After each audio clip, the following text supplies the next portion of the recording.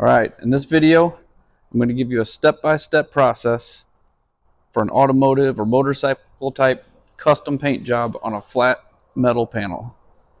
On this, I used a silver base coat, which you can see in here, with a holographic silver MetalFlake first.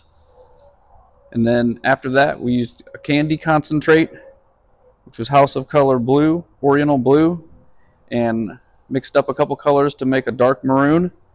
So these are all candy concentrates added to a clear inner coat for all the patterns. And then the black shadowing and the black stripes is just a straight black base coat. This is a good way to practice for bigger projects. If you screw up, you can just sand that down to the flake layer and restart, or you could just throw it away and start with another piece of metal. Pretty cheap. The flat metal is really nice because you can set it down on a table, you can turn it around easily, you can masking tape it down so it's held down so you can do what you need to do. Then also, when it comes to spraying the clear, you can just lay it on, not really worry about it running because it's going to be on a horizontal surface. So this is a good way to practice for a motorcycle tank or fender or a car roof. It's going to be the exact same process, the same products. It'll just be on a smaller scale. So keep it flaky. Okay, this is just one of those cheap signs. You get at a dollar store or Dollar General or something, usually for a couple bucks. It says something stupid on it. Just sand that down. This has already been prepped, sanded. I put silver base, and then did some MetalFlake. A couple coats of that, a couple coats of clear, and then sanded that flat with 800. So we're ready now to tape it out, get some designs going. Using some fine line tape here.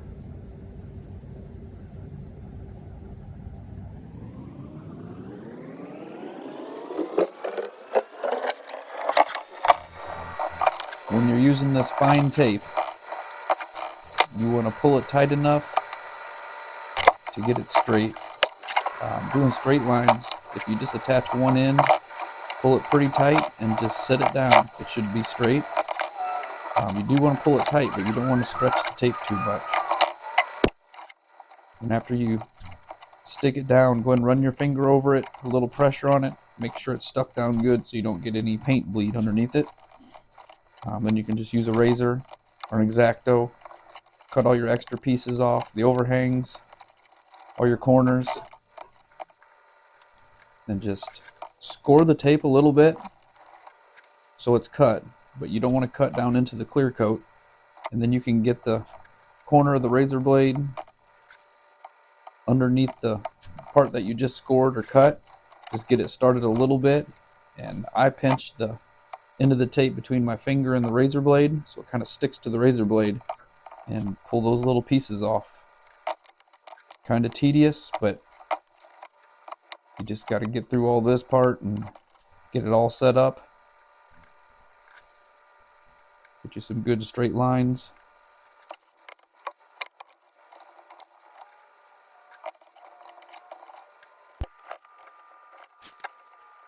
Now you have your patterns all set out. You're going to tape off everything except for what you're working with. So here, I didn't tape it real far back because I'm going to use an airbrush. It doesn't have a lot of overspray.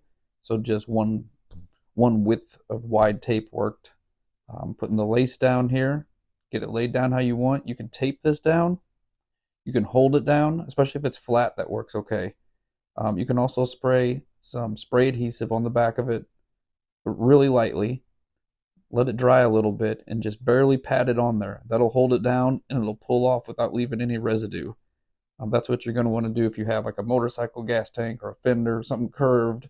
Something that's vertical, you're going to want to get it to stick probably, unless you can wrap it all the way around and really tuck it good.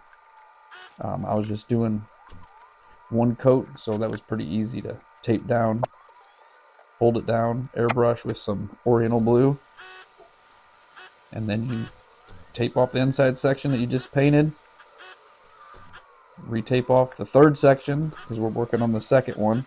Tape that down. I'm using a different piece of lace here, same color, Oriental blue, the House of Color candy concentrate. Untape. And we're gonna have to tape off the first and second section here and get up to this third one. Using a panel like this is easy because you could just tape the panel down to the table. Don't have to worry about it moving or anything like that. So here's the tape off the whole inside 2 sections.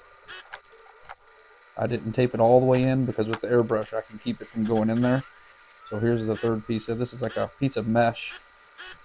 Makes kind of a cool uniform pattern.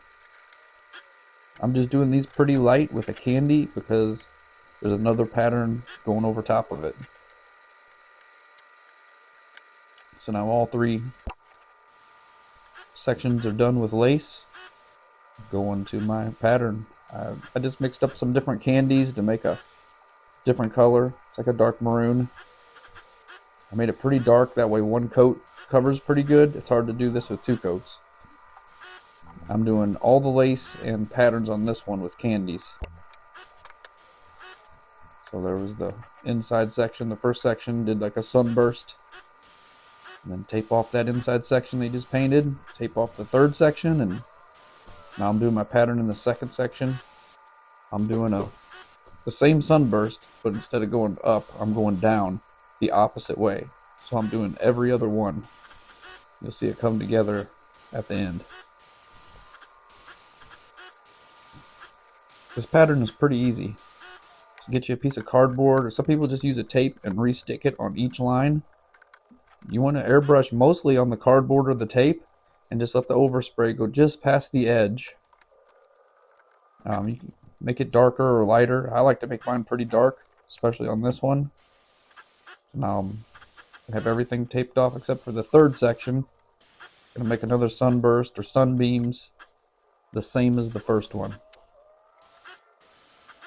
I just thought the alternating pattern would look pretty good on this.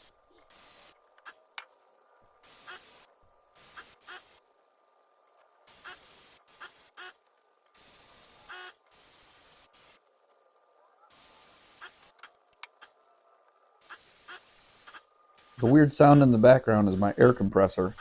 Kind of makes a strange sound when it's sped up to 10 times. If I could do a really big sunburst, I do kind of like to do a little half circle at the bottom. So now everything's going to be untaped, but our fine line tape is still going to be down. So now we're going to go over the fine line tape. I'm using a black base coat, not transparent, to go over the lines. This will make a little pinstripe, and then I'm also doing a little shadow on the inside of each section. Kind of gives it a little depth. Kind of make this look 3D in a way. And this is another one. It's just a lot of taping, a lot of untaping.